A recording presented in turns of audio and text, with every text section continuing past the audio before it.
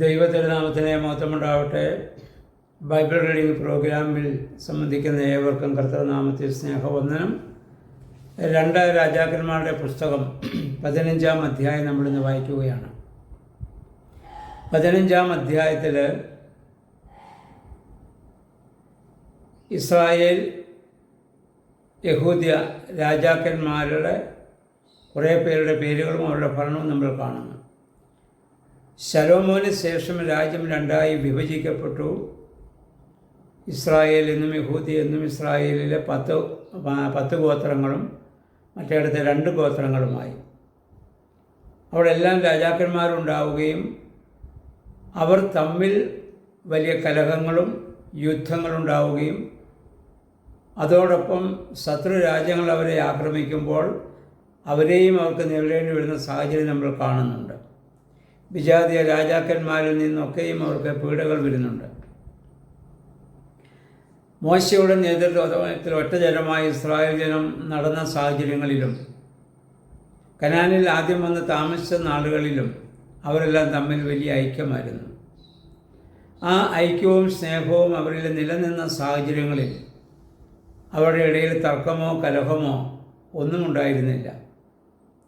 എന്നാൽ വിഭാഗീയ ചിന്ത എപ്പോൾ അവരിലേക്ക് വന്നുവോ അപ്പോഴാണ് അവിടെ പൈശാചികമായ പ്രലോഭനങ്ങൾക്കും പ്രകോപനങ്ങൾക്കും അവർ വിധേയരായിട്ട് വരികയാണ്. വിഭാഗീയ ചിന്തയാണ് ഏറ്റവും വലിയ പൈശാചികമായ പ്രലോഭനമെന്ന് നമ്മൾ മനസ്സിലാക്കണം. അതുണ്ടായപ്പോഴാണ് അവരുടെ രാജാക്കന്മാരുടെ മ്ലേച്ഛമായ ഭരണരീതികളും അധികാരങ്ങളും സമ്പത്തുകളൊക്കെ ഉണ്ടാകുന്നതിന് വേണ്ടി പിടിച്ചെടുക്കുന്നതിന് വേണ്ടിയുള്ളതായ വലിയ പ്രവണതകളാണ്. ഇന്ന് ഇത് സഭയിലും സമൂഹത്തിലും ഇത് തന്നെയാണ് നമുക്ക് കാണാൻ പറ്റുന്നത്. ആദിമസഭ ഒരുപാട് പീഡകളിലൂടെ പ്രയാസങ്ങളിലൂടെ പ്രതിസന്ധി ഘട്ടങ്ങളിലൂടെയൊക്കെ കടന്നുപോയി. അന്ന് ധാരാളം രക്തസാക്ഷികൾ സഭയിലുണ്ടായി. അന്ന് വലിയ ഐക്യവും സ്നേഹവും ഒക്കെ സഭാംഗങ്ങളിലുണ്ടായിരുന്നു. അവർ ഒറ്റ ശരീരമായി ഒറ്റ മനസ്സുള്ളവരായി അവർ ഈ ഭൂമിയിൽ ജീവിച്ചു. എന്നാൽ സഭയ്ക്ക് അധികാരങ്ങൾ ലഭിച്ചു കഴിഞ്ഞപ്പോൾ പീഡകളും പ്രശ്നങ്ങളൊക്കെ ദൂരീകരിക്കപ്പെട്ടപ്പോൾ പിന്നെ സഭാ ശുശ്രൂഷ തന്നെ അധികാരത്തിൻ്റേതായൊരു പ്രതിച്ഛായയിലേക്ക് മാറുകയാണ്. ആ അധികാരത്തിൻ്റെ പ്രതിച്ഛായ വന്നു കഴിഞ്ഞപ്പോൾ ആരാണ് തങ്ങളിൽ വലിയവനെന്നുള്ളതായ തർക്കങ്ങളും കലഹങ്ങളും വ്യവഹാരങ്ങളും വലിയ വലിയ വിഭാഗീയ ചിന്തകളൊക്കെ സഭയിലും സമൂഹത്തിലും നിന്ന് നമുക്ക് കാണാൻ സാധിക്കുന്നുണ്ട്. അവിടെ ഒരിക്കലും ദൈവത്തിൻ്റെ പരിശുദ്ധാത്മാവിൻ്റെ യാതൊരു ശക്തിയും അങ്ങനെയുള്ളത് നമുക്ക് അനുഭവിക്കാൻ സാധിക്കുകയില്ല.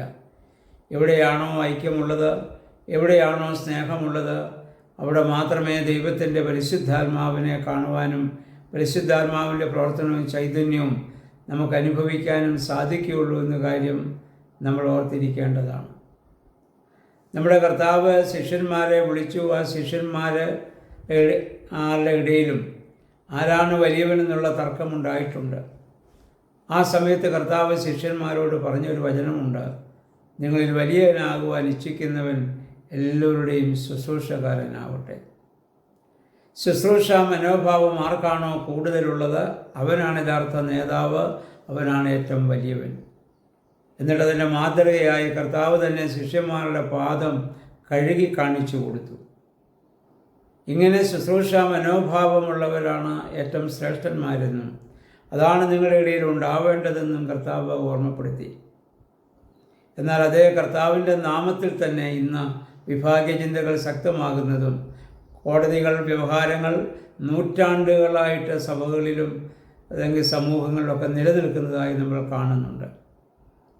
പരസ്പരം ആക്രമിക്കുന്ന അല്ലെങ്കിൽ ഇസ്രായേലിലെ 2 ഗോത്രങ്ങൾ തമ്മിലൊക്കെ വഴക്കുണ്ടായതുപോലെ തന്നെ ആ പറയുന്ന 2 വിഭാഗങ്ങൾ തമ്മിൽ 2 രാജ്യങ്ങൾ തമ്മിൽ കലഹമുണ്ടായതുപോലെ ഒരേ ജനതയാണ്. അതുതന്നെയാണെന്ന് നമുക്കും കാണാൻ സാധിക്കും. സഭയിലും സമുദായത്തിലും സമൂഹത്തിലൊക്കെയും ഇതിൻ്റെ വലിയ ഒരു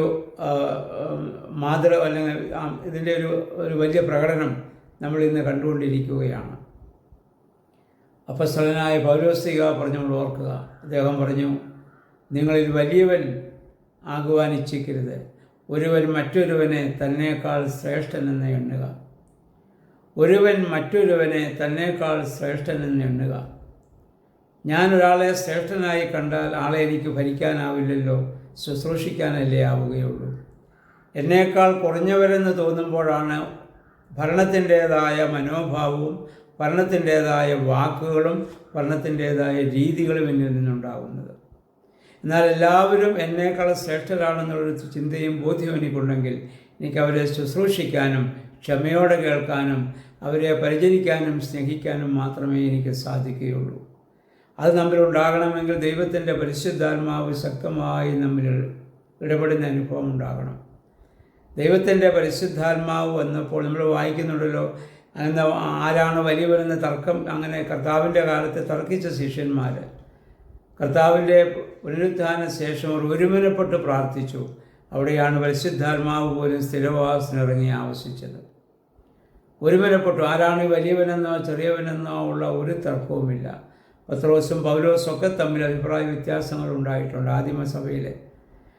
അപ്പോസ്തലപ്രവൃത്തികൾ 15-ാം അധ്യായത്തിലൊക്കെ എൻ്റെ പരിണതഫലം നമ്മൾ കാണുന്നുമുണ്ട്. പക്ഷേ അവിടെ പൗലോസ് പറഞ്ഞത് പത്രോസ് കേട്ടു.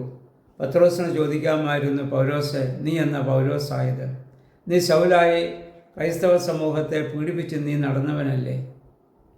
കർത്താവ് എന്നിലാണ് അധികാരം സ്ഥാപിച്ചത്, അല്ലെങ്കിൽ അതിൻ്റെ സഭയുടെ താക്കോൽ കർത്താവ് എന്നെ ഏൽപ്പിച്ചിരിക്കുന്നു, ഞാൻ പറയുന്നത് നീ കേട്ടാൽ മതിയെന്ന് വേണമെങ്കിൽ പത്രോസിന് പൗലോസിനോട് പറയാമായിരുന്നു. പത്രോസ് പറഞ്ഞില്ല. കാരണം അവരെ നയിച്ചത് പരിശുദ്ധാത്മാവാണ്. ആര് പറഞ്ഞു എന്നല്ല അവർ നോക്കിയത്, എന്താണ് പറഞ്ഞത്, എന്താണ് പ്രശ്നമെന്ന് നോക്കി. അത് നമ്മുടെ അവൻ പറഞ്ഞതുകൊണ്ടോ ഇവൻ പറഞ്ഞതുകൊണ്ടോ ഞാനത് കേൾക്കുകയില്ല എന്ന മനോഭാവം അവർക്കില്ലായിരുന്നു. അപ്പോൾ നമ്മുടെ ഇടയിലും ആ ഒരു വലിയ പരിശുദ്ധാത്മാവിൻ്റെ ചൈതന്യമുണ്ടാകണം. എന്നാൽ സഭ പീഡ അനുഭവിച്ച കാലത്തിൽ അതൊക്കെ ഉണ്ടായിരുന്നു. എന്നാൽ സഭ അത് സ്വതന്ത്രമായപ്പോൾ, സമ്പത്ത് വർദ്ധിച്ചപ്പോൾ പിന്നെ അധികാരത്തിന് വേണ്ടിയുള്ള തർക്കങ്ങളായി. അതാണ് ഇന്ന് സഭയിലും സമൂഹത്തിലും നമ്മൾ കാണുന്നതിൽ നിന്ന് വ്യത്യസ്തമായി ദൈവമേ ആ ശുശ്രൂഷ മനോഭാവത്തിലേക്ക് നമ്മൾ ഏത് മേഖലയിൽ പ്രവർത്തിച്ചാലും, ഭവനത്തിലായാലും സഭയിലായാലും സമൂഹത്തിലായാലും ആ മനോഭാവത്തോടെ പ്രവർത്തിക്കുകയാകണമെന്ന് നമുക്ക് പ്രാർത്ഥിക്കാം. ഈ 15-ാം അധ്യായത്തിൽ ഭരണം നടത്തുന്ന രാജാക്കന്മാരെക്കുറിച്ചും അവരുടെ ഹീനമായ പ്രവൃത്തികളെക്കുറിച്ചും അവരൊക്കെ നമുക്കിവിടെ കാണാൻ സാധിക്കുന്നുണ്ട്. അപ്പം നമുക്കങ്ങനെ സംഭവിക്കാതെ ആ ശുശ്രൂഷ മനോഭാവത്തോടുകൂടി ജീവിപ്പാനും പ്രവർത്തിപ്പാനും ദൈവമേ പരിശുദ്ധാത്മാവെ ശക്തീകരിക്കണമെന്ന് നമുക്ക് പ്രാർത്ഥിക്കാം. ദൈവം നമ്മെ എല്ലാവരെയും സഹായിക്കുമാറാകട്ടെ.